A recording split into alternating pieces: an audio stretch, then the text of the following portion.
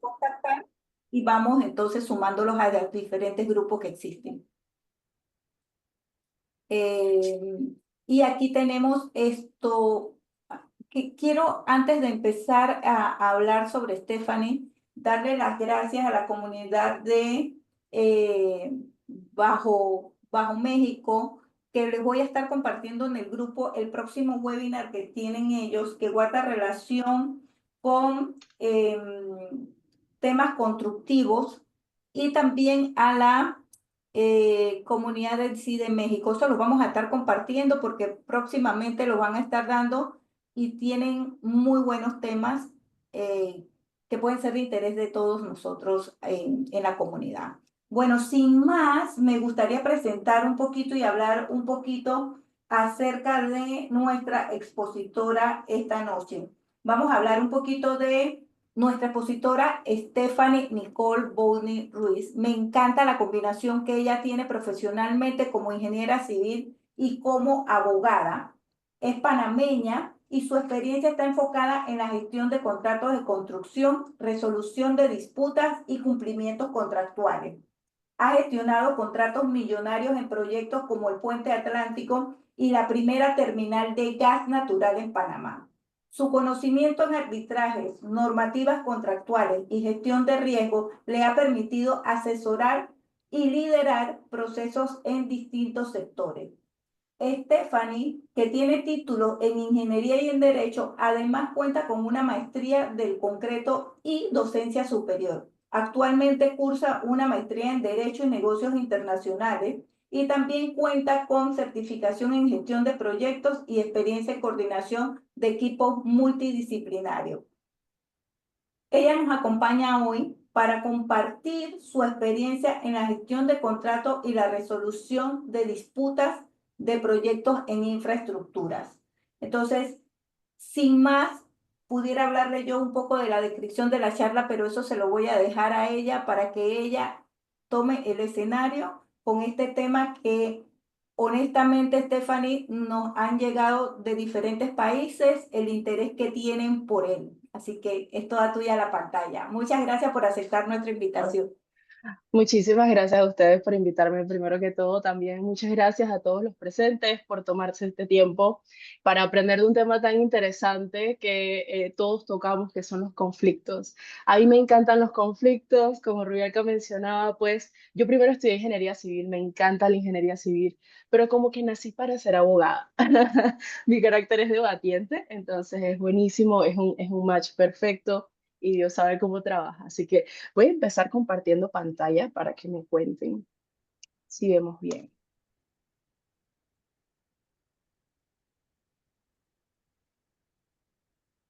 ¿Qué tal? Listo, Me- se ve. Perfecto, perfecto. Listo. Vale, perfecto. Entonces vamos a tomarnos un tiempito para hablar acerca de los contratos en construcción y tener claves para una gestión eficiente y el manejo de reclamos. Vale, primero les empiezo contando un poquito de la agenda del día, de lo que vamos a estar tratando hoy. Hoy vamos a estar viendo varios módulos, 5 módulos. Uno son los contratos y su marco legal en Panamá. Claro, soy abogada, así que tengo que hablar un poquito de leyes, pero es muy interesante el punto desde cómo nosotros trabajamos en Panamá los contratos, ¿no? También tenemos los conflictos comunes en la administración de contratos, la mediación y negociación como medio de resolución, el arbitraje, cómo influenciar a tus equipos y últimamente la conclusión y sesión de preguntas. Pues bueno, empiezo presentándome un poquito. Yo soy Stephanie, soy panameña de pura cepa, como se dice acá. Soy abogada, soy ingeniera civil y soy amante de los proyectos. Ahí me pueden ver en una caja, en una base de la construcción de uno de los, del tanque de gas natural que construimos en Colón para la terminal de LNG, la primera terminal de LNG en Panamá. A mí me encanta el campo, me encanta es sumamente rico el proyecto, ¿no? Y divertido, porque a mí me encanta una profesión que me mantenga entretenida. Así que, y bueno, soy orgullosamente panameña, me encanta mi país, estoy muy orgullosa de estar aquí. Así que es todo un placer para mí hablar con ustedes. También me dedico a la docencia, soy docente de la materia de Derecho Civil 5, que casualmente es contratos y notarías. Y bueno, también, bueno, como Rubio que estuvo mencionando, estoy tomando actualmente una maestría en administración, perdón, en Derecho Internacional, porque mi agenda es tratar de irme hacia el lado internacional, pues manejando contratos de construcción. Y como sabemos, normalmente son muchísimas empresas de todos lados que estamos tratando. Vale, entonces suficiente de mí los objetivos que yo quiero que ustedes se vayan de esta charla. Primero quisiera que optimizáramos la gestión contractual de los proyectos, después reconocer estas habilidades de negociación para disputas que cada uno puede tener.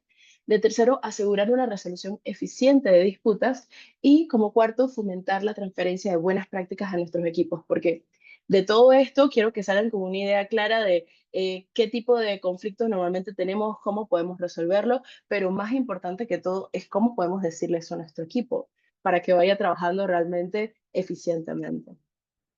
Vale, entonces vamos a empezar con el módulo número 1, que es contratos y su marco legal en Panamá. Pues en primer lugar, nos vamos a centrar en estos fundamentos de los contratos. Eh, a ver, un momentito que esto está... Aquí está, ya. Vale, entonces comprender qué es un contrato y cuáles son sus elementos esenciales realmente es clave para la administración exitosa de cualquier tipo de proyecto y cualquier tipo de contrato también, porque durante en nuestra vida accedemos a distintos tipos de contrato. Háblese de un contrato matrimonial o de un contrato de trabajo o de un contrato de plan de teléfono móvil. Todos son tipos de contrato que vamos adquiriendo entre una o varias partes para poder cumplir un objetivo.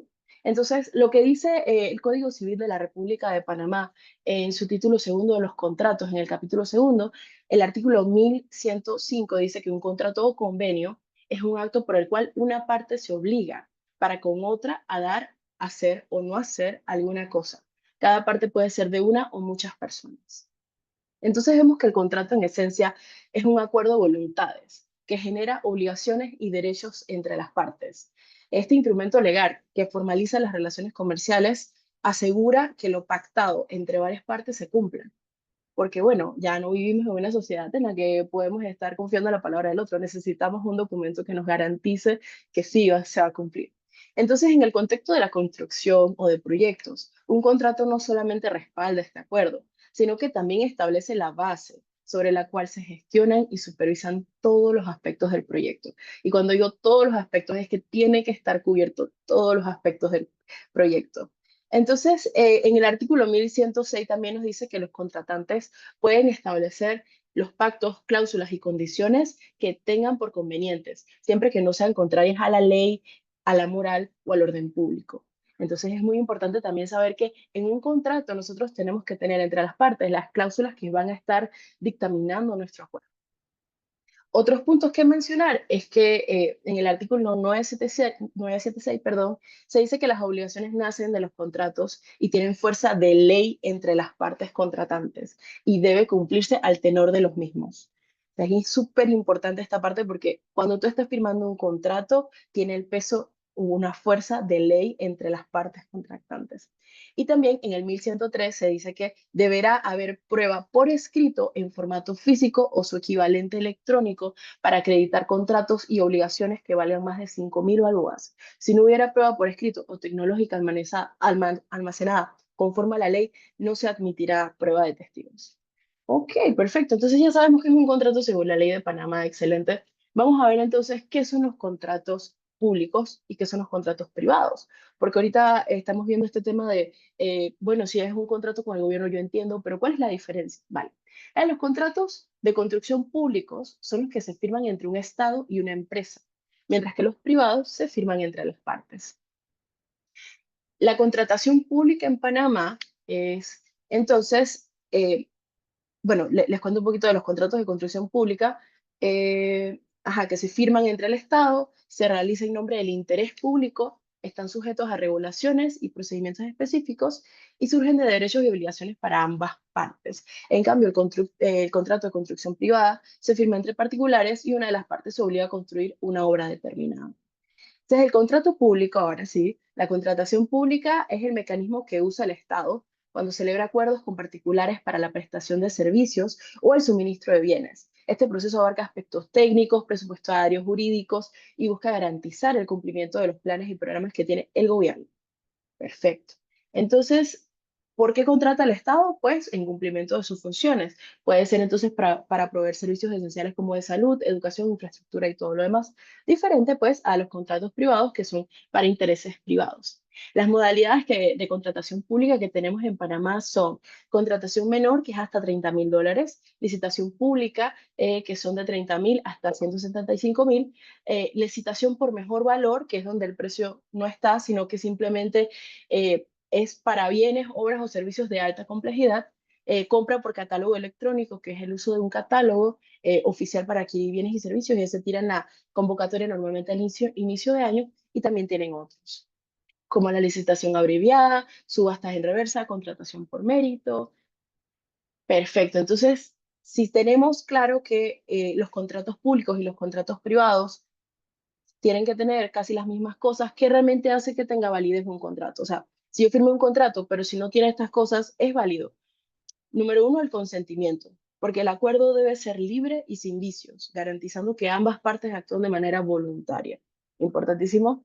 El objeto del contrato debe ser lícito, posible y claramente definido o determinable. Y la tercera es causa y forma. La causa es la motivación que justifica el contrato y la forma es la formalidad específica que busca la ley como escritura pública o demás. Excelente. Entonces, las cláusulas esenciales de un contrato, ¿cuáles son? Pues tenemos el objetivo y el alcance, el precio y condiciones de pago, los plazos y cronogramas, la gestión de cambios, las penalidades y responsabilidades y resolución de disputas. Más adelante ustedes me verán hablando un poquito en profundidad de estas cláusulas y por qué es tan importante que le estemos dando un seguimiento constante a estas, por lo menos. Yo sé que normalmente los contratos que manejamos son de cientos y cientos de páginas, pero hay ciertas cláusulas que le tenemos que estar dando un ojo constante para garantizar que realmente sí se esté cumpliendo o que sí estemos cumpliendo nosotros todas las solicitudes que hemos accedido a hacer o que hemos contratado para que hagan. Perfecto, entonces, cerrando con este tema, ya tenemos las bases legales y los fundamentos del contrato, ¿no? Y los elementos esenciales que garantizan su validez. También hemos identificado a las partes involucradas y las cláusulas básicas que deben incluirse para estructurar un acuerdo sólido. Esta base legal y estructural es fundamental para la correcta administración de los contratos en nuestros proyectos. Así que vamos a empezar con la normativa y legislación aplicable en Panamá, que es el Código Civil, el Código Judicial, el Código de Comercio y la Ley de Contrataciones Públicas. Aquí hay un listado de las leyes y contrataciones y normas privadas, pública-privada, que tenemos en Panamá para poder regir los contratos. Ok, los tipos de contratos en construcción en Panamá. Pues de esto no les voy a hablar mucho porque nosotros somos PMI y ya tenemos bastante estudiada esa parte, pero ustedes saben que ya existe el precio fijo, el tiempo y materiales y el costo reembolsable y que va a variar si tiene con incentivos, con bonificación, con beneficio fijo o demás, ¿no? Entonces, el contrato a precio fijo, como decía, pues tiene sus ventajas y desventajas o sus riesgos y es un precio fijo acordado pues para la realización completa.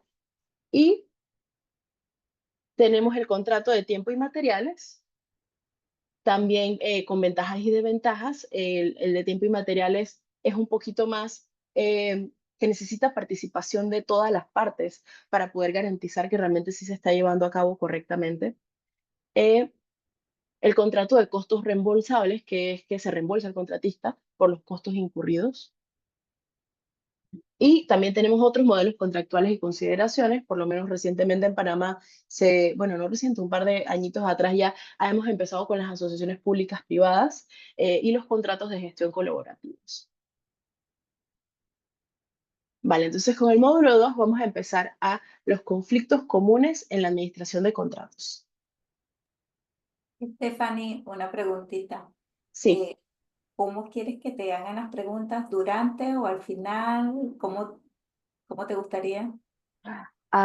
Bueno, no sé cómo lo quieras. Yo puedo agarrarlas ahorita, podemos agarrarlas al final, como prefieran. Porque no sé si de repente por hacer preguntas se nos hace más tiempo, ese es el tema. No, vamos a invitar al público a empezar a dejar las preguntas que tengan en el chat y vamos entonces viendo cómo las vamos, o te las pregunto en algún momento o al final las vamos atendiendo. Perfecto, Dale, perfecto. gracias. Excelente. Muchas gracias. Y gracias por las preguntas. Lluevan las preguntas. Vale, entonces tenemos los conflictos comunes en la administración de contratos de construcción. Pues en la administración de contratos de construcción siempre hay un par de conflictos, y lo digo porque hice mi investigación de tesis para la maestría de tecnología en el hormigón era en base a los conflictos que se generan en los proyectos de construcción. Entonces hice una investigación bastante intensiva del tema de por qué surgen los conflictos, cómo podemos evitarlo, qué podemos hacer. Entonces, los conflictos más comunes, porque hay un montón, pero los más comunes que vamos a tener en un proyecto de construcción que casi que sí se van a dar son el cronograma o los retrasos, los conflictos por los pagos, el plan de comunicación y las órdenes de cambio. Y aquí voy a tornar esta charla a, a como cuando yo hablo con un cliente que me está pidiendo sugerencias para poder resolver o evitar conflictos, ¿vale? Entonces, ¿qué tenemos por aquí? El cronograma y retrasos. No, ¿a cuánto no se nos ha pasado de que hay un montón de temas que, mira, yo he tenido proyectos que para iniciar van a reclamar retrasos, pero ni siquiera tenían cronograma o tenían un cronograma hecho en Excel. Entonces son cosas que uno dice, wow, ¿cómo podemos realmente cuantificar correctamente, ¿no? ¿Cómo podemos realmente ver, darle un seguimiento correcto de este tipo de retrasos? Y cuando realmente tenemos la posibilidad de hacer una reclamación o que nos van a reclamar por un retraso, porque un retraso puede ser por muchos factores también. Puede ser porque hay una fuerza mayor, como una huelga o algún evento catastrófico, y eso es una cláusula que se tiene que especificar en el contrato de cómo se va a estar tratando. Normalmente los contratos se manejan en que tienes que notificarlo de 1 a 3 días para poder garantizar que ese tiempo sí se te va a pagar. O también tenemos otro tipo de reclamos, perdón, de retrasos por que el material se atrasó o porque hubo una baja en la producción o demás. Entonces son otros tipos de contratos que nosotros tenemos que o justificar o reclamar para poder ganar ese tiempo atrás. Y cualquiera de las partes que se vaya a hacer es que tenemos que tener una comunicación clara entre todas las partes. Es decir, ok, tuvimos un retraso, ¿cómo podemos solucionarlo? Nosotros tenemos que recuperar este tiempo perdido. Eh, el plan de recuperación entonces entra en lugar y los planes de contingencia también. Por ejemplo, si hay una fuerza mayor, debemos tener un plan de contingencia para saber cómo vamos a estar actuando si tenemos un retraso y también tener una respuesta rápida, porque muchas veces nos dormimos con estas respuestas y el tiempo pasa y no hemos reportado ni hemos dicho nada y pensamos que como es obvio para nosotros, tiene que ser obvio para la otra parte, pero no, para nada. Y también hacer el análisis del why, de por qué está pasando esto, si es una falla en nuestra producción o una falla externa a nosotros, cómo podemos atacarlo, ¿no? Perfecto. Otro de los conflictos que tenemos constantemente es los conflictos por los pagos. Nosotros tenemos conflictos por los pagos a veces porque las cláusulas y especificaciones técnicas son ambiguas y al momento de generar las cuentas no se genera, no estamos claros de si tengo que cobrar hasta aquí o puedo cobrar hasta allá y demás. Por lo menos en un contrato de tiempo y materiales es bueno en ese sentido porque ya estás claro de qué te toca, cuándo te toca, porque normalmente el pago es por entregables que realices. Pero también pasa que no tienes cumplimientos contractuales y se te corta un pedazo del pago, pero también pasa que tienes falta de flujo de caja. Entonces, de nuevo, cuando pasan este tipo de conflictos, tienes que irte a tu cláusula contractual de cómo se maneja esto. Normalmente en los contratos también se tienen cláusulas contractuales que se dice, si tú me metiste factura en tal fecha, tengo un mes o un mes y medio para pagarte. Y si no he generado el pago, entonces tú tienes que reclamarme esto. Ojo, reclamarlo. Tengo que mandar o una carta o una notificación por el medio oficial del proyecto para decir, necesito que hacer llamado de atención a este punto, no se ha pagado y no tengo flujo de caja. Pero no dejar que corra, porque que ellos no tengan flujo de caja no quiere decir que yo tenga que dormirme y esperar a que tengan. No, no se puede así, porque yo también me voy a quedar sin flujo de caja y un proyecto no funciona así. Vale, entonces, como decía, pues la primera parte para resolver estos temas es mantener bitácoras claras y detalladas de todos los acuerdos y comunicaciones y facturaciones realizadas, pero de verdad claras y detalladas, no por cualquier medio y no tener bitácoras es un error muy grande para no saber cuando se llega a un acuerdo. A veces hay acuerdos que se realizan por correo, hay acuerdos que se realizan por WhatsApp. Esas cosas no pueden estar ocurriendo porque realmente son nidos de que nazcan problemas, de que nazcan conflictos. Entonces, el punto dos es una comunicación constante con el cliente o proveedor de servicios. El punto tres es mantener una actitud profesional y respetuosa cuando tratamos una disputa por pagos pendientes. A veces pasa que pasaron los 3 meses y te quedaste sin plata y estás, te voy a... No funciona así porque tenemos que tratar de mantener relaciones positivas con nuestro cliente o a la persona que nos está brindando el servicio, ¿no? Entonces podemos también emplear un sistema robusto de seguimiento de facturas para minimizar errores y, de ser necesario, buscar ayuda legal para facilitar la resolución si el conflicto está elevándose y no se está generando ningún pago. Nuevamente digo que en los contratos tenemos cláusulas que nos dicen exactamente cómo se debe manejar cuando el cliente no nos está pagando o hay una falta en las cuentas que hemos sometido. Perfecto. Entonces, el plan de comunicación, y aquí, como ven la imagen, tiene un WhatsApp en la basura porque es donde quiero que esté, porque entiendo que el WhatsApp, y este es un tema recurrente en muchos proyectos, entiendo que el WhatsApp es un tema muy fácil para poder comunicarte entre las partes.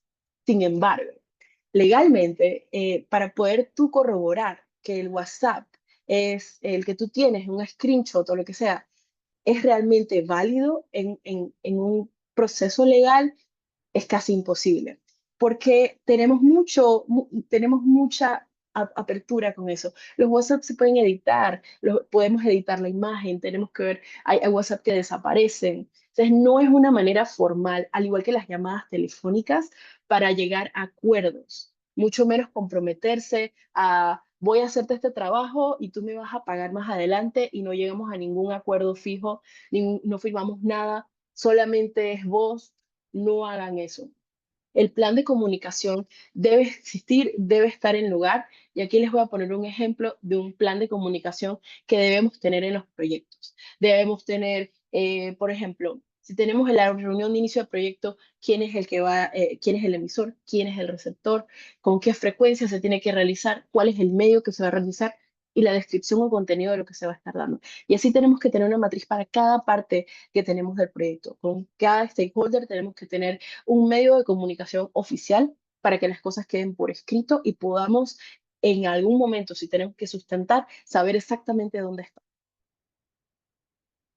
Perfecto. Y el último que estoy tratando en conflictos, porque como digo, hay un montón, pero estos son los más relevantes, son las órdenes de cambio. Que las órdenes de cambio suceden a cada rato, pues, porque definitivamente a veces uno no esperaba que las condiciones fueran así, o por ejemplo, en un proyecto de programación encontraste algún tipo de mejora que puedes implementar y deberíamos tratar de cambiar el scope. Entonces, tenemos las órdenes de cambio. Pero ¿qué pasa con las órdenes de cambio? A veces se llegan a estos acuerdos de boca de hazme este cambio, yo lo acepto, pero realmente no debería funcionar así.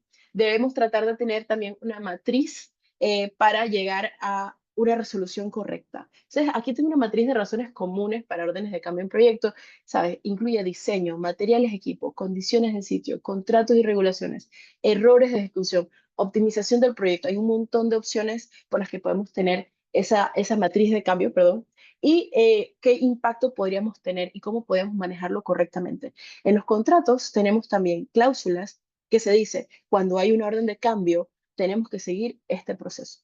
Cuando hay una orden de cambio, normalmente tú tienes que notificarle a la otra parte, hay un cambio en sitio o hay un cambio que no se estaba esperando, le notifico por escrito, por el medio que se haya elegido en el proyecto, y luego de eso se empieza una negociación para llegar a un acuerdo en si se tiene que pagar algo adicional, si tienen que negociar tiempo adicional, porque a veces pasa eso también que negociamos dinero pero no tiempo y entonces estamos tratando de terminar en el mismo tiempo que teníamos antes, pero también puede ser que no te iba a tomar más tiempo o que podías hacer un crunch y lo podías hacer más rápido, pero todo eso tiene que quedar estipulado.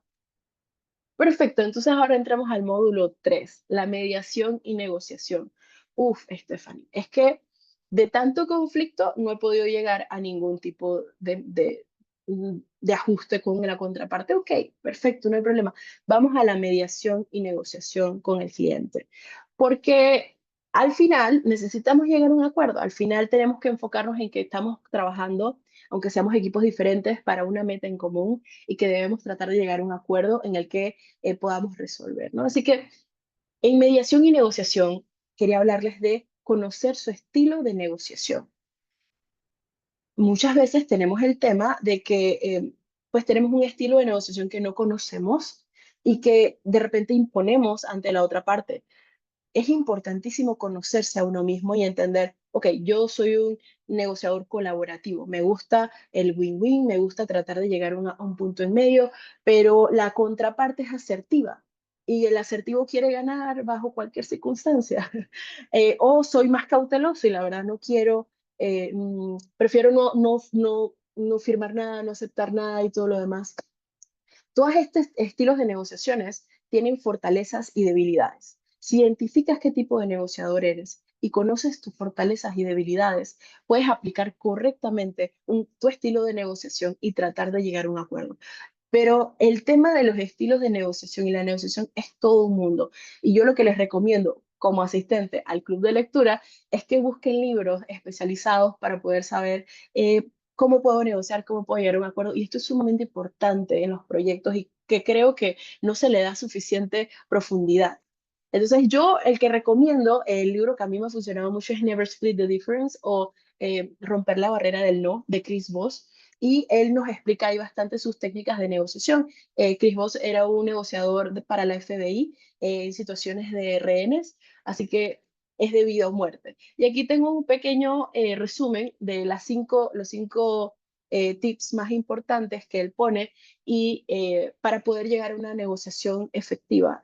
Entonces, el primero es escuchar activa y empáticamente. Cuando escuchas, porque a veces uno piensa que no, uno piensa, yo voy a negociar y me siento a la mesa y estoy escuchando, pero a veces no estamos escuchando, estamos pensando en cómo vamos a responder. Y cuando pensamos en cómo vamos a responder, no estamos escuchando activamente. Entonces, si llegas a la mesa queriendo escuchar y teniendo empatía por la otra parte, va a cambiar de una vez la negociación. El segundo es usar la técnica del mirroring o reflejo. Y es repetir por lo menos cuando la persona está hablando, repetir las últimas palabras como haciéndolo nuevamente para atrás. Y eso denota que estás escuchando a la persona. La tercera es etiquetar las emociones de la otra parte y no etiquetarlo a él mismo. Por ejemplo, veo que está pasando esto y no decir, estás molesto, sino decir como, veo que hay algo que no te agrada de la negociación que estamos llegando. Vamos a tratar de llegar a un acuerdo mejor. También hacer preguntas calibradas, y esto es muy importante, cuando uno va a negociar uno piensa que no tiene que ensayarlo, pero sí debería saber exactamente qué necesitas sacar de ahí. Haz unas preguntas que sabes que necesitas hacer. Y el punto 5 es, no busques un sí, busca un no. Entonces, preguntar, y el ejemplo que él usa siempre es decir, cuando quieres hablar con alguien, no decirle, oye, ¿quieres hablar? Para que te diga que sí. No decir, es un mal momento para hablar, para que la persona te diga que no, para que así la persona sienta que tiene el poder. Entonces son, por lo menos a mí me han funcionado mucho las técnicas, pero les recomiendo que busquen cualquier libro de su agrado para negociación, para poder incentivarnos más, incentivar el, el vínculo, el círculo de lectura también, que es muy importante y realmente hay claves brillantes para todo, para la negociación. Y por último, también quería decir que deben establecer un límite de tiempo en la negociación.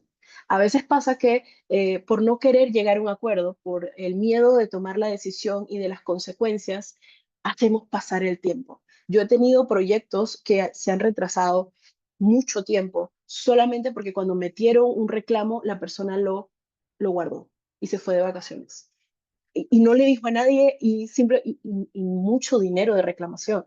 Entonces, claro, tener muy claro que todo tiene un tiempo. Contractualmente, legalmente, todo tiene tiempos que se tienen que cumplir. Y entre más tiempo pase, más dinero se está perdiendo. Entonces es muy importante ponerte un límite de tiempo y decir, ok, también en los contratos suele haber la cláusula de decir, si no llegamos a un acuerdo en tanto tiempo, nos vamos a ir al otro método de lo que sea que hayamos elegido en el contrato para resolver conflictos. Entonces, si son 20 días, si son 50 días, tener eso muy fijo y en calendario de, bueno, se intentó con todas, no se pudo, se sigue, porque si no, vamos a estar retrasando y retrasando y retrasando y no vamos a llegar. Entonces, vamos a ver el módulo 4 que es cuando la mediación falla. Aquí es cuando les estoy contando, pues que lo intentaron, negociación por todos lados, no se pudo. Ok, perfecto, no hay problema, no se ha acabado el mundo, vamos a respirar y vamos a ver el tema de la mediación. Entonces, cuando la mediación falla, nuestro contrato debe tener también el método de resolución de conflictos que se vaya a ejecutar. En contratos que se hacen con partes, con empresas internacionales, normalmente se está teniendo un arbitraje internacional. Pero en los contratos que son a veces en el mismo país, son normalmente resolución de conflictos por vía legal. Así que vamos a ver esas dos facetas, ¿no? O sea, como decía, el proceso de manejo del reclamo, primero lo identificamos, lo notificamos, lo documentamos, lo presentamos, entonces pasamos a una resolución o pasa a la siguiente fase contractual, que sería la resolución de conflictos por medios públicos o privados, y vamos por la vía judicial primero. La vía judicial, entonces, el resumen es que, y esto es casi en todas las demandas que uno presenta normalmente en la vía judicial, es que primero haces una evaluación y consulta legal. Desde que tienes un conflicto que se ha elevado y que no se puede resolver, se tiene que consultar con su asesoría legal o el bufet al que está, o al abogado al que están en la empresa está asesorándose para poder decir en análisis preliminar qué se va a hacer, ¿no? Entonces, cuando se le presenta todo al abogado o al grupo, se tiene que hacer una redacción y presentación de la demanda. Entonces, se elabora un documento que está conforme a la normativa del país y se presenta entonces en el juzgado de la primera instancia del circuito que corresponde. Luego se hace, cuando tú tienes la demanda, tú vas al juzgado, la entregas, ellos la admiten y proceden a la notificación de la otra parte. Verifican entonces en el juzgado si todo está bien y notifican al demandado. Entonces luego pasa a que el demandado hace una contestación de la demanda. Esa es la presentación de la defensa y pruebas por parte del demandado. Luego viene la etapa probatoria, intercambio y práctica de pruebas en audiencias, ya nos hacen cita de juicio, presentamos lo que la demanda, presentamos las pruebas que teníamos, la contraparte también las presenta, luego viene la audiencia de alegatos finales, por último viene una sentencia, puede haber que si no estamos conformes con la sentencia, apliquemos algún recurso y por último la ejecución de la sentencia última que se vaya a llegar. Vale, entonces en el arbitraje, por otro lado, que sería la vía privada, tenemos una cláusula de resolución de conflictos por arbitraje. Y aquí lo que cambia es que es privado, es mucho más costoso, pero es mucho más rápido. Y tenemos que tener obligatoriamente una cláusula en nuestro contrato que haga llamado a una resolución por arbitraje. Y el arbitraje puede estar, dependiendo de dónde haya sido firmado o de quién, vamos a ver con qué leyes se maneja. Se puede manejar con las leyes de Panamá, Estados Unidos, Inglaterra, depende completamente del contrato y de cómo se haya acordado. Entonces, una introducción al arbitraje es que bastante similar también se hace presentación de la demanda de arbitraje, pero esta vez no al gobierno o al juez, sino que se hace a los árbitros, perdón, al consejo de arbitraje al que hayas aplicado, por ejemplo, ICC o alguien similar, y luego se hace un nombramiento de árbitros. Entonces son tres árbitros, una parte elige uno, otra parte elige otro y después elige uno neutral. Luego se hace una conferencia preliminar que se establecen los tiempos, procedimientos y el calendario. Luego se hace un intercambio de evidencia y descubrimiento entre ambas partes para que se revise. Ahí después pasa la audiencia arbitral, que dependiendo del monto y de la complejidad, es la cantidad de días para la que se va a ejecutar. Y por último tenemos la emisión del laudo arbitral. Importante, el laudo arbitral no admite recursos. Es una sentencia que se admite cada parte. Perfecto. Entonces, ya sabiendo todo eso, quisiera terminar con este módulo 5 que es influenciando a tus equipos. ¿Cómo sabiendo cuáles son los conflictos, cómo los puedo resolver? ¿Qué pasa si tengo un conflicto? Pero al final, ¿sabes? Como administrador de proyecto, de repente uno no está en todas. El equipo puede estar en campo y de repente ellos son los que pueden evitar el conflicto. ¿Cómo le puedo yo transmitir a mi equipo esto para que ellos realmente sean exitosos?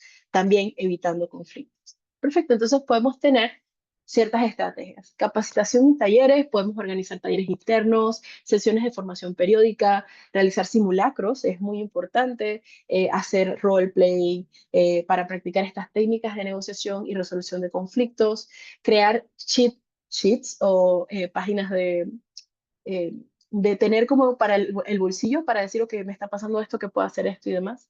Y también podemos hacer procesos y protocolos internos, que sería establecer procesos formales de comunicación y seguimiento. Por ejemplo, normalmente las empresas ahora están mandando con este tema del WhatsApp, que ya, si no vieron, le tengo tirria. Normalmente las empresas están mandando su propia comunicación diciendo WhatsApp no se usa, porque hemos tenido bastantes problemas legales. Entonces, también definir roles y las responsabilidades claras para la gestión de conflictos, implementar reuniones regulares de retroalimentación y revisión de procesos. Entonces, fomentar una cultura de comunicación y documentación debería ser tu meta, utilizar siempre canales oficiales para comunicar cambios y decisiones, documentar cada reunión y acuerdo, realizar auditorías periódicas de la información compartida y los procesos implementados. Y esto ya todo es pues un proceso interno de cada empresa y de cómo podemos hacer o qué podemos implementar para llegar a evitar los conflictos. Entonces, la implementación y seguimiento continuo también es muy importante porque debemos tener listas de verificaciones, como revisar y actualizar los protocolos, organizar sesiones de retroalimentación, capacitar al equipo con técnicas de negociación, y creo que eso es muy importante también, no es algo que vea que sucede mucho, y documentar y revisar las lecciones aprendidas al final de cada proyecto. Ok, aquí yo les tengo, por último, un cheat code que hice yo de cómo, pues normalmente tenemos los conflictos más comunes, las estrategias para evitar estos conflictos y las cláusulas de interés que debemos estar echándole el ojo a cada rato para que no se nos pasen tiempos o que estemos incumpliendo alguna cosa. Los conflictos más comunes, como dijimos, retrasos en la ejecución, cambios no documentados, deficiencia en la comunicación, disputas en pagos y condiciones económicas, incumplimiento de especificaciones técnicas. ¿Cómo podemos evitarlas? Gestión proactiva y documentación formal, gestión estructurada de cambios, monitoreo y revisión periódica y asesoría legal continua. Las cláusulas de interés que debemos estar chequeando constantemente para que no se nos vayan son la cláusula de gestión de cambios. Cada vez que el cliente te diga, ay, me gustaría algo aquí, yo digo, eso suena muy bien, vamos a hacer un cambio. Veamos esa cláusula. La cláusula de penalidades y de responsabilidades, también saber qué pasa si no estoy entregando un hito, qué pasa si no estoy cumpliendo en un tiempo que debería estar cumpliendo alguna actividad y cuáles son esas penalidades económicas que debería estar cumpliendo, ¿no? Las cláusulas de resolución de disputas, que es para saber cuál es el método que hemos elegido para resolver disputas y bajo qué ley se está gobernando esta resolución. Cláusula de condiciones de pago, cómo se me va a pagar, en cuánto tiempo se me va a pagar, qué tengo que hacer si la otra parte no me está pagando a tiempo, cómo puedo reclamar. Y por último, las cláusulas de especificaciones técnicas, que estas son un montón, ¿no? Pero tener las especificaciones técnicas claras para saber a qué me he comprometido. También he tenido clientes que me dicen, ah, mi cliente me está pidiendo que cumpla con tal cosa, pero yo no acepté ese manual que ellos me están haciendo referencia. Pero cuando vas a ver el contrato, pues sí lo habías aceptado, lo que pasa es que era letra chiquita. Entonces, leerte bien esas especificaciones técnicas y tenerlas muy claras a qué te estás comprometiendo y realmente con qué puedes cumplir. Vale, entonces por último tengo un llamado a la acción, transforma el conflicto en oportunidad. Adopta una administración proactiva, planifica, comunica y documenta. Utiliza técnicas de negociación para alcanzar acuerdos beneficiosos, prepárate para el arbitraje, pero trabaja para evitarlo mediante una mejora continua. Transmite estas mejores prácticas a tu equipo y crea una cultura de resolución de conflictos. Y pues sí, para mí el conflicto es una oportunidad y debería ser para todos. Definitivamente vivimos en una comunidad humana y vamos a tener conflictos, no hay problema. Lo importante es hablar del elefante en el cuarto y decir, vamos a resolver esto y no asustarnos. Hay que tragarse ese sapo, como fue el último libro que leímos el año pasado en el club de lectura. Pues como conclusiones podemos tener la importancia de una base contractual sólida, gestión proactiva de documentación formal, identificación y corrección de errores comunes, uso de técnicas de negociación efectiva, establecimiento de límites temporales para la negociación, preparación y gestión del proceso arbitral, transferencias de buenas prácticas a los equipos y enfoque integral para el éxito del proyecto. Ok. Eso sería todo mi parte y pues abro definitivamente a las preguntas y comentarios que queramos hacer. Muchísimas gracias. Wow, la verdad, admiro dos cosas. En principio, todo el conocimiento y todo lo que nos has transmitido, pero también admiro la velocidad con la que hablas. Yo creo que ahí es donde te ganas a la gente en arbitraje y no sé qué. Me encantó. Definitivamente, el abogado tiene que hablar rápido, es cierto. Me encantó. Bueno, no sé si tienen preguntas que nos puedan, que dice aquí Raúl Sánchez. Muy buenas tardes, saludos desde México. Muchas gracias a la comunidad de México por compartir con nosotros. Dice, mi pregunta sería, en tu experiencia, ¿en cuáles situaciones hay que acudir directamente a una instancia legal para resolver conflictos relacionados principalmente a incumplimientos de contrato? Excelente pregunta, Raúl. Muy buenas noches, gracias. Eh, si tienes, eso depende completamente. Si están haciendo una infracción contractual, tienes que tomar medidas legales, definida al instante. Pero eso va a depender muchísimo de si ya has podido llegar a un acuerdo con la otra parte. Por ejemplo, si te están haciendo una remodelación de tu cocina y tú llegaste a un acuerdo con tu contratista y es un proyecto de $10,000, pues probablemente puedas hablar con él y decirle, oye, no me estás cumpliendo aquí, no me estás cumpliendo acá y demás. Ese es un buen primer paso para negociar. Pero si no se está haciendo, pues por lo menos acá en Panamá nosotros tenemos la Codeco, ¿no? Y la Codeco es esta institución que hace las reclamaciones para los problemas de consumidor, eh, el consumidor y proveedor de lo que estás tomando, ¿no? Entonces ahí ya de una vez debemos implicar la parte legal y incluso ellos, cuando empiezas a hacer una reclamación, tratan de llegar primero a una fase de mediación.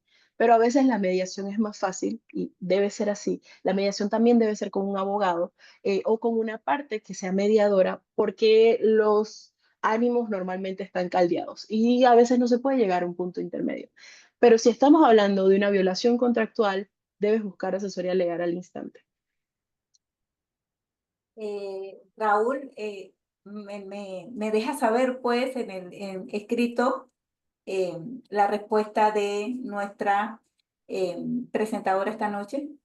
Aquí tenemos otro, dice, en tu experiencia, ¿has enfrentado algún caso o podías proporcionar algún ejemplo o caso particular sobre cómo, espérate que se me movió, cómo proceder cuando el contratista presenta dificultades de flujo de caja y hay indicios de que ha manejado incorrectamente el anticipo, financiamiento u otros recursos?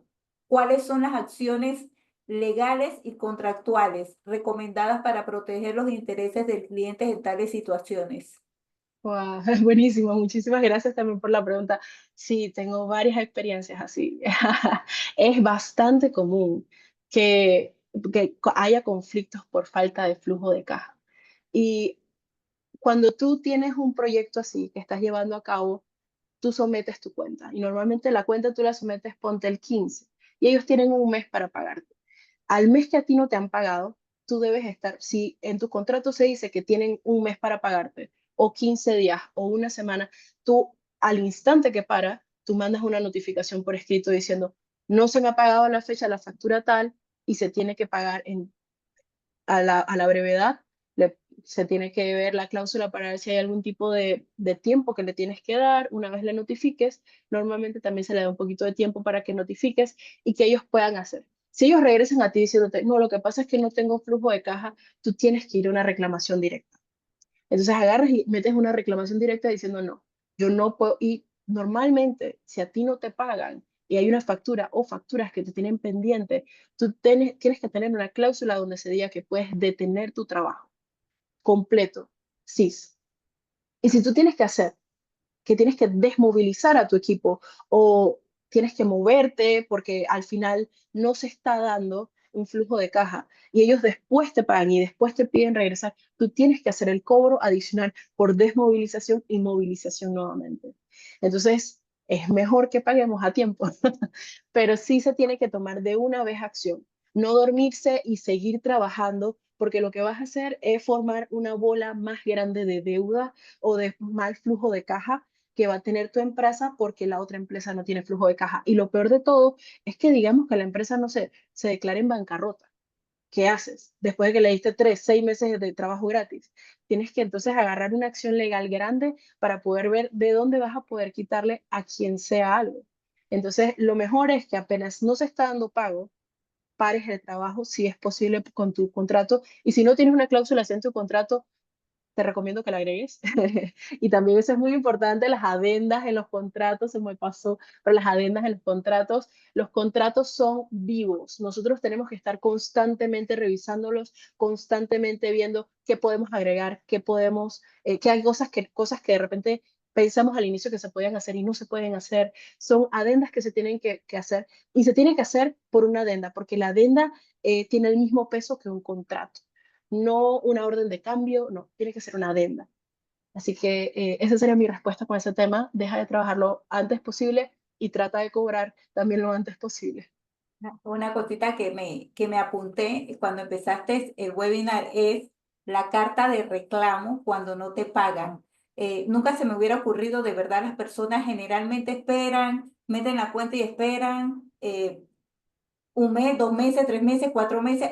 Yo sé que aquí hay contratistas con el gobierno que han esperado hasta 8 meses y más por un pago. Sin embargo, creo que no es la costumbre o el hábito, no sé, o la parte legal que nos estás ilustrando hoy de presentar esa carta de reclamo por no pago dentro de lo estipulado en el contrato. De verdad que me anoté eso porque me gustó mucho y sabes es bueno para nuestro conocimiento. Antes de No, seguir con la siguiente pregunta, quiero darles las gracias a nuestra nueva presidenta del capítulo, Yanicelis Falcón. Gracias por estar acompañándonos aquí en la comunidad de construcción. Y ella dice que también está aprendiendo ciertos tips de los que has mencionado. Muchas gracias, Yanicelis, por acompañarnos.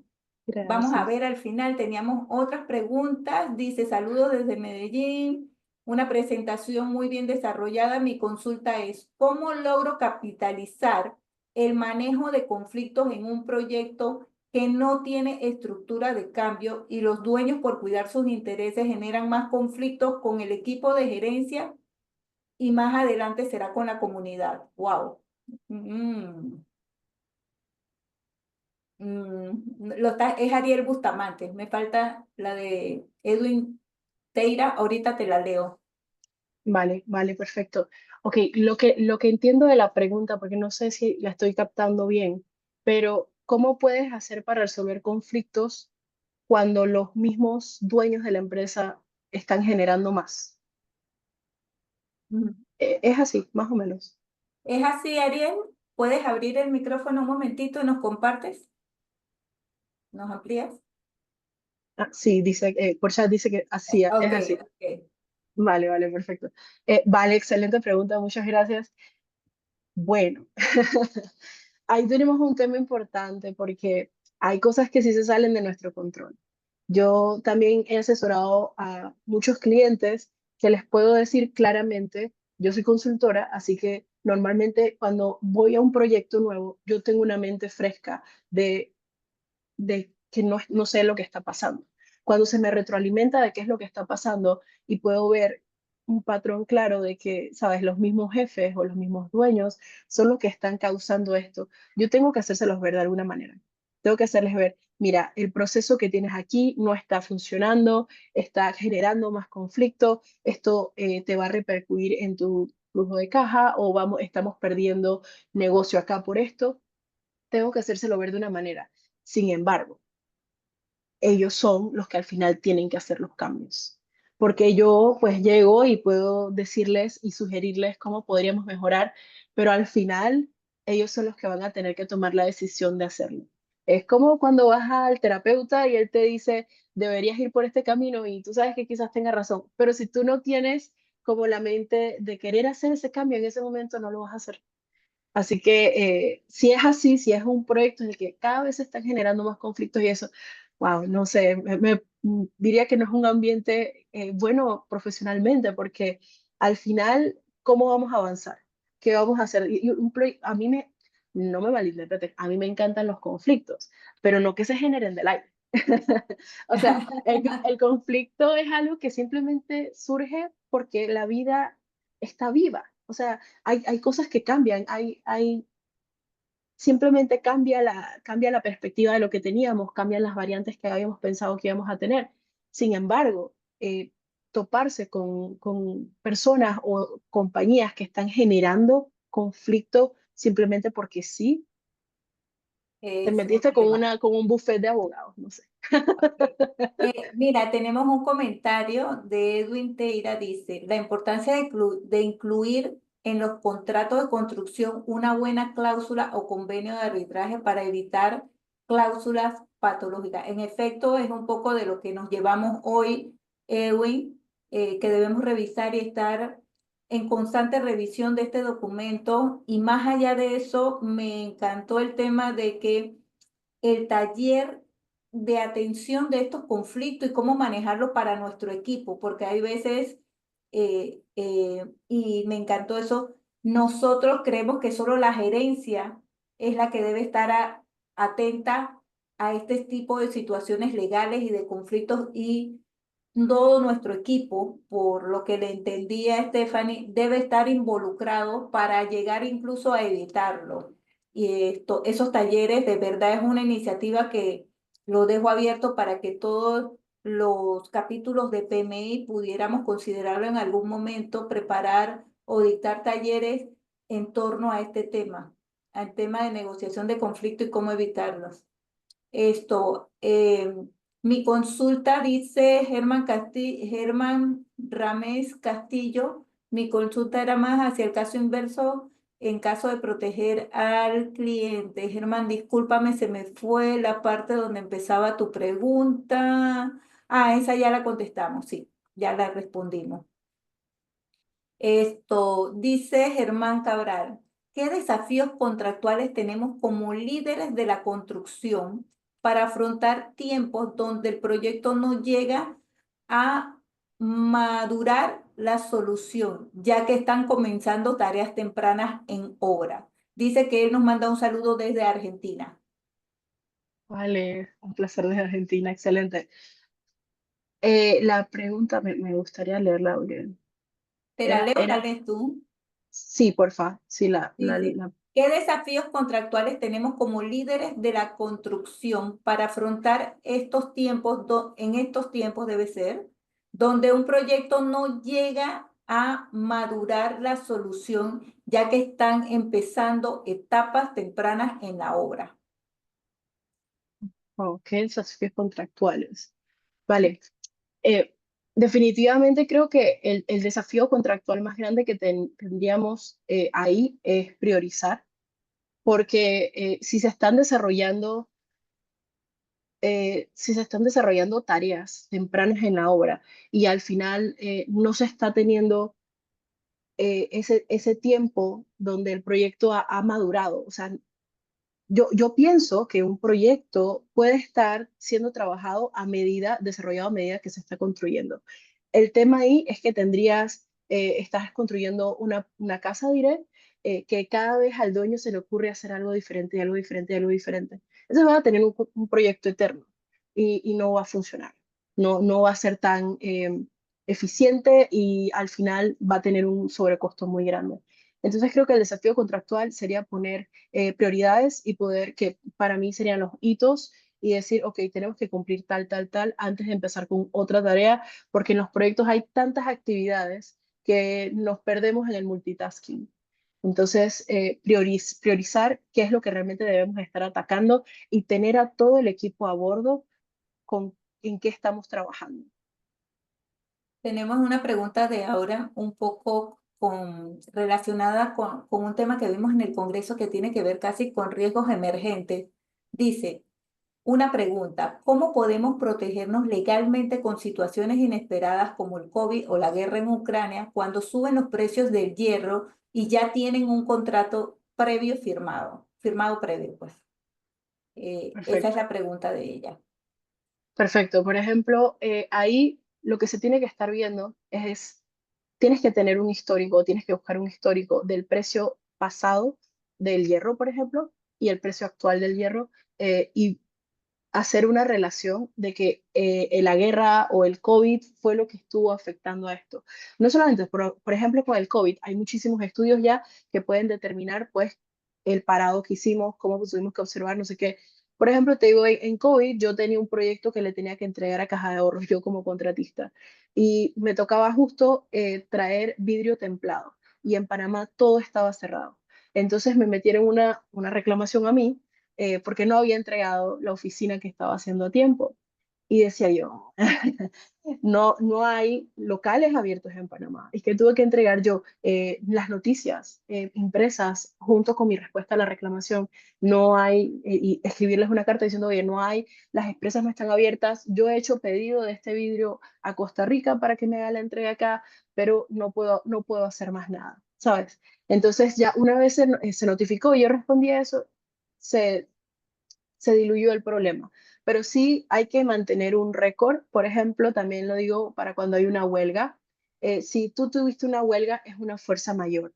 Pero si tú no reportas esa fuerza mayor a tu cliente, mandándole una carta diciendo requerimos 2 días o un día de trabajo porque hubo una fuerza mayor y le anexas entonces las noticias del periódico de cómo fue esa huelga y demás, entonces ahí es que van a estar pudiendo reconocerte ese día adicional. Entonces vas a hacer una documentación exhaustiva de la alza de los precios, de cómo te está afectando y cómo puedes entonces tú, o por qué necesitas tú renegociar ese precio del contrato. Ok, vamos con la siguiente pregunta que tiene, se te llenó Bueno, aquí Gracias. sabiendo pregunta, rapidito, dice que por qué, qué tan extenso puede ser un contrato, porque le ha tocado contratos hasta de 50 páginas. Aquí rapidito me lee. No sé qué tan, ¿Cuánto? no sé si hay un límite para el tamaño de un contrato. No, No lo no hay. hay, no lo hay. Leer, no lo hay, te toca leer. Exactamente, exacto. Ok, Lo que yo hago muchas normalmente con un contrato es que me pongo una cantidad de hojas que voy a leer al día y gracias. después me lo repaso las cláusulas importantes. Ok, que Gracias. ya nos compartió cuáles son las cláusulas en que más tenemos que poner atención. Exacto. Ariel justamente hace una pregunta que me gusta, dice, otra inquietud. ¿Cuál es su opinión con respecto a la implementación de contratos inteligentes en el sector de infraestructura? ¿Lo ves viable? ¿Es conveniente y oportuno? ¿Lo ves viable? Vale, bajo mi opinión profesional, yo diría que depende muchísimo del proyecto y del país. Por ejemplo, yo asisto a la conferencia de arbitraje internacional para la construcción en Inglaterra y ellos normalmente tienen estas ideas loquísimas de cómo vamos a vivir en un mundo en el que todos nos apoyamos entre nosotros y yo digo, wow, suena espectacular, pero en Latinoamérica, en Latinoamérica quizás no funcione tan bien. Entonces, el tema con la inteligencia artificial, ¿no? Los contratos inteligentes que podemos estar teniendo, es que un contrato inteligente tiene que ser un contrato vivo, que estemos actualizando y mejorando a medida que va avanzando el proyecto. Y eso funciona muy bien para equipos que están 100% comprometidos en llegar a una meta. Pero si tenemos equipos, diré, por ejemplo, el gobierno de Panamá con alguien más, quizás no vayamos tan rápido. Así que tenemos que verificar bien que el proyecto para empezar le quede como anillo al dedo ese tipo de contratos. Por ejemplo, diré que los proyectos de desarrollo de software son muy buenos para eso, porque el desarrollo de software puede estar en constante evolución. Puede que estés haciendo un desarrollo y de la nada te encuentras una mejor manera para poder desarrollarlo. Entonces ahí vamos a tener toda otra historia. Pero sí depende muchísimo del proyecto y del país o de las partes interesadas que estén en el proyecto para poder ejecutarlo. Ok. La siguiente pregunta creo que la de Héctor y la de Olger se parecen mucho, así que los voy a leer y después tenemos la de Sepúlveda. Dice, yo tengo mi opinión, pero no soy la experta. Dice, ¿es correcto hacer trabajos extras o cambios solicitados por el cliente sin tener adenda aprobada por ambas partes? Mm. Conociendo el proceso de gestión de la adenda, pueden demorar meses y el proyecto se mantiene en ejecución. ¿Cómo lo has manejado? ¿Qué es lo más saludable para ambas partes, conociendo el tema de tiempo y documentación, que hay riesgo que no se apruebe en total del tiempo, costos solicitados o por el contratista? Seguido te voy a leer la de Olger Naranjo, que se parece mucho. Dice, en los contratos públicos muy rara vez se puede parar los trabajos por incumplimiento de pago, porque esa no es una cláusula de fuerza mayor. ¿Qué acciones sugieres para evitar este problema de penalización por posibles demoras del proyecto entregado? Vale, perfecto, perfecto. Muchas gracias por la pregunta, Héctor y Olger. No, por favor, es buenísima pregunta porque quiero decirles no. No podemos trabajar sin ningún tipo de documentación formal firmada. Una adenda es necesario, una orden de cambio es necesaria, porque la adenda de repente te puede demorar un rato, pero la orden de cambio no tiene ningún tipo de excusa para no generártela. ¿Y por qué no lo podemos hacer? O sea, lo pueden hacer, claro que sí, pero de ahí a que ellos sí se comprometan y que lo van a hacer es otra cosa. Eso es como comentaba, si de repente viviéramos en una sociedad en que la palabra de uno vale y demás, pero así no funciona. Así no funciona y realmente es muy importante que tengamos todo por escrito. Porque poniéndome también del otro lado, o sea, de repente lo que ya yo te contraté a mí no me conviene tanto. Yo prefiero que me bajes el scope, pero tú ya me cotizaste por algo completo, pero ahora yo te digo que quiero que me lo bajes. Pero como no tenemos nada firmado, entonces yo soy la de ganar porque tú ya trabajaste. Así que yo soy la que tiene que ver si te quiere pagar o no. Y no deberíamos jamás darle ese poder a la otra parte. Si ellos necesitan el trabajo y lo necesitan urgente, para detente y espera y tú vas a ver cómo se mueven a la rapidez. Porque cuando de verdad lo necesitan y no es que están ahí, van a aprobarte esa orden de cambio y lo van a hacer al instante. Pero tenemos que tener paciencia. Tenemos que seguir la línea de qué es lo que toca. Lo que toca es una orden de cambio, lo que toca es algo por escrito, una adenda, excelente. Entonces, apenas te llame de nuevo el cliente, oye, pero ¿qué pasó? ¿No me vas a hacer? No, pero es que yo te estoy esperando la orden de cambio. Apenas, si vienes ya o si quieres yo voy ya a tu oficina, firmamos y de una vez empiezo. Ah, vamos a ver quién corre. Ahí sí vamos a ver. Y entonces tenemos que tener esa paciencia y esa paz mental de va a llegar y no tampoco irnos a tomar trabajos adicionales, porque también he visto y he tenido reclamos de trabajos que hacen sin ningún tipo de escrito y no les pagan. Y el trabajo a la basura porque es que ya no lo necesitan. Entonces, no, si no queremos regalar nuestro tiempo y nuestro dinero, mejor no, evitemos todo lo que se pueda hacer. Una pregunta en este sentido, Stephanie. Yo entiendo quizás un poquito las personas que trabajan con el gobierno y el gobierno dice, oye, mira, te voy a hacer una adenda de esto, pero toma mucho tiempo en formalizarla, en llegar a un acuerdo y tú como las personas están trabajando em, y necesitan, en ese momento es necesario implementar ese cambio o eso que viene en la adenda, porque después te puede salir a ambas partes más cara, pero el proceso de los gobiernos en hacerlo demora tanto tiempo.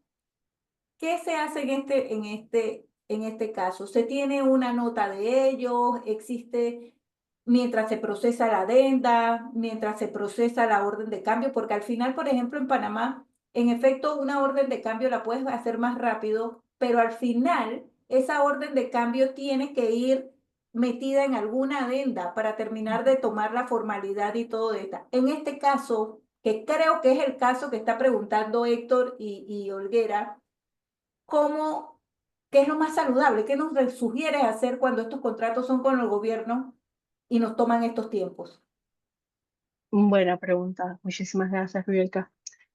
Yo te diría que va a depender de ti, de si, por ejemplo, es un proyecto tuyo, es un proyecto que es tu empresa, que tú puedes tomar ese riesgo y puedes con una notificación por escrito de ellos, porque también he tenido temas con el gobierno que una orden de cambio me ha demorado más de un año para hacer. Exacto, exacto. Entonces, yo lo que hice, por ejemplo, en ese caso fue pedirles una carta por escrito de que sí se estaba generando el cambio, pero tuve que esperar más de un año para que la orden fuera refrendada, para que se Exacto. generara el pago. Entonces, yo tuve que esperar sin recibir ese pago por más de un año y lo tomé completamente como a golpe mío.